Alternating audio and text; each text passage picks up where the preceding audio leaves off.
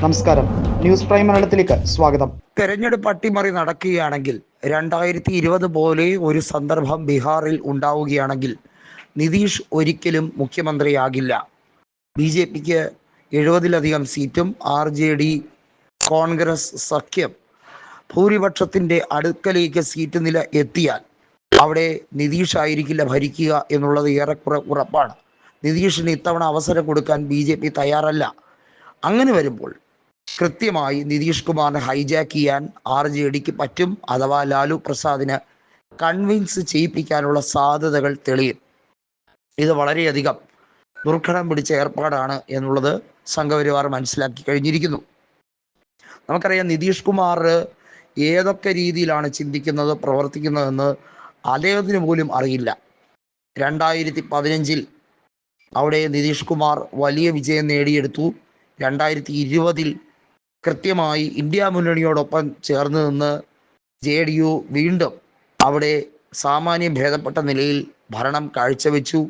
എന്നാൽ 2020 45 സീറ്റിലേക്കാണ് JDU കൂപ്പുകുത്തിയത്. അതിന് കാരണമായത് കൃത്യമായി RSS BJP ടീം ഒറ്റക്കെട്ടായി നിന്ന് നിതീഷ് കുമാറിനിട്ട് രഹസ്യമായി പണിഞ്ഞു. നിതീഷ് കുമാറിൻ്റെ എല്ലാ വോട്ട് സാധ്യതകളെയും വോട്ട് കോൺഫിഗറേഷനെയും പൊളിച്ചെഴുതലായിരുന്നു കഴിഞ്ഞ തവണ ചെയ്തത്. എന്നാൽ ഇക്കുറി അത് ആവർത്തിക്കാൻ കഴിയില്ല. മഹാരാഷ്ട്രയിൽ നടന്നതുപോലെ ഒരു തട്ടിപ്പ്, ഫഡ്നാവിസിനെ പിൻവാതിലിൽ കൂടി കയറ്റി മുഖ്യമന്ത്രിയാക്കിയതുപോലെ ഒരു തട്ടിപ്പ് ഇനി ബീഹാറിൽ കൂടി നടത്തണം എന്നതാണ് മോദിയുടെ ചിരകാല അഭിലാഷം. പക്ഷേ നടക്കുന്നില്ല.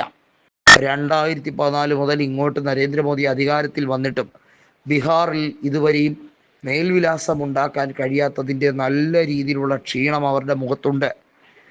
BJP സാമാന്യം നല്ല രീതിയിൽ പ്രകടനം ലോക്സഭാ തെരഞ്ഞെടുപ്പിലും നിയമസഭാ തെരഞ്ഞെടുപ്പിലും കാഴ്ചവെക്കുന്നുണ്ടെങ്കിലും മുഖ്യമന്ത്രി സ്ഥാനം ഇതുവരെയും അവർക്ക് ലഭിക്കാത്തതിലുള്ള എല്ലാ വിമ്മിട്ടവും പല തവണയായി പല നേതാക്കളും കാണിക്കുന്നു.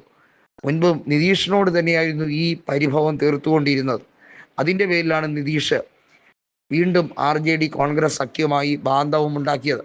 അതിനുള്ള വാതായനങ്ങൾ ഇപ്പോഴും തുറന്നിട്ടിരിക്കുന്നു എന്ന് വെറുതെ നിതീഷ് കുമാറിനെ സുഖിപ്പിക്കാൻ വേണ്ടി ലാലു പ്രസാദും തേജസ്വിയും പറഞ്ഞതല്ല. അവരുടെ മനസ്സിൽ ഒരു അജണ്ടയുണ്ട്. നിതീഷിനെ ഒപ്പം കൂട്ടിയാലും വേണ്ടില്ല, കാര്യങ്ങൾ കൂടുതൽ കോംപ്ലിക്കേറ്റഡ് ആക്കാതിരിക്കാൻ വേണ്ടിയാണ് ലാലുവും കൂട്ടരും ശ്രമിക്കുന്നത്. ഇന്ത്യ മുന്നണിയെ സംബന്ധിച്ചിടത്തോളം അധികാരത്തിനേക്കാൾ വലുത് സംഘപരിവാർ ശക്തികളെ ഭരിക്കാൻ അനുവദിക്കാതിരിക്കുക, അവരെ അധികാരത്തിൽ നിന്ന് താഴെ ഇറക്കുക, അവരെ മാറ്റി നിർത്തുക. എങ്ങനെയാണ് മഹാരാഷ്ട്ര പിടിച്ചെടുത്തത്? കൃത്യമായി ശിവസേനയിൽ ഒരു സ്പ്ലിറ്റ് ഉണ്ടാക്കി.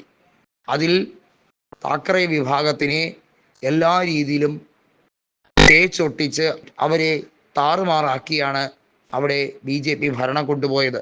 ഇത് പക്ഷേ ബീഹാറിൽ ഒരു കാരണവശാലും അത് അംഗീകരിക്കാൻ അവിടുത്തെ RJDയും കോൺഗ്രസും ഇടതുപക്ഷ മുന്നണികളും അവരാൽ കഴിയുന്ന രീതിയിലുള്ള പ്രവർത്തനങ്ങൾ കൊണ്ട് തടുക്കുന്നുണ്ട് എന്നുള്ളതാണ് യാഥാർത്ഥ്യം.